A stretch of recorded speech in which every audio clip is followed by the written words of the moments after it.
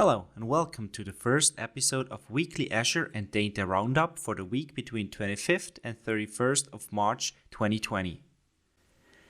The way I'm structuring this series is as followed. First, I will start with everything that has changed in Azure related to data products and will then highlight some news, blogs or articles around the same topic that were released during the last week.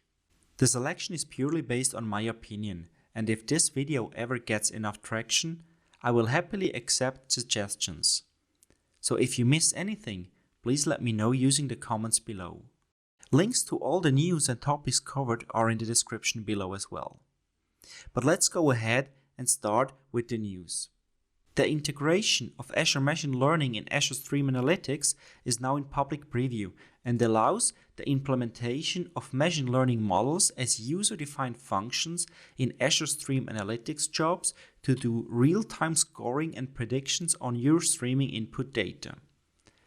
For Azure Stream Analytics to make use of the machine learning model, you need to have it deployed as a web service and have sample inputs and outputs for your scoring script. This allows Azure Stream Analytics to understand the function signature of the web service. Next topic on our news is that the Filesystem SDKs for Azure Data Lake Storage Gen 2 are now generally available. This allows customers to use either .NET, Python, Java, or JavaScript to execute CRUD, create, read, update, and delete operations for file systems, directories, files, and permissions through Filesystem semantics for ADLS Gen 2. Each programming language has its own detailed documentation with examples on how to perform these operations. The PowerShell and CLI version will stay in preview until the preview feedback has been addressed. You can find more information on the link provided in the description below. Let's look at what happened apart from Azure. The first news is that the Cumulative Update number 4 for SQL Server 2019 was released on 31st of March 2020 with quite a few fixes.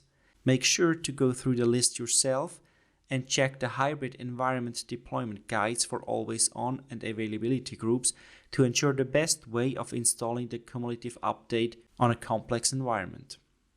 As for the next topic, the coronavirus is for sure the topic number 1 currently. Not only do a lot of people get sick, but also a lot of people lose their jobs. That's why Andy Leonard over at andyleonard.blog has decided to allow people who have lost their job to attend his trainings at Enterprise Data and Analytics, covering topics like SSIS and Azure Data Factory for free. Make sure to go check his post out.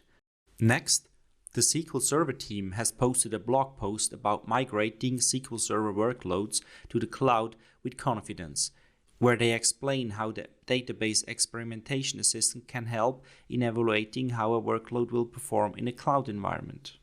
Finally, there is a somewhat related post from Gianluca Sartori, also known as the Spaghetti DBA at spaghettidba.com, about evaluating workloads. He has updated his workload tools to now also support replaying a workload to a different database. If you haven't used his tool before, go check it out on GitHub. Link as always in the description below. And that's it for this very short week's Azure Roundup. I hope you enjoyed watching. If you did, please leave a like and subscribe for more Azure and data related videos. Talk to you soon.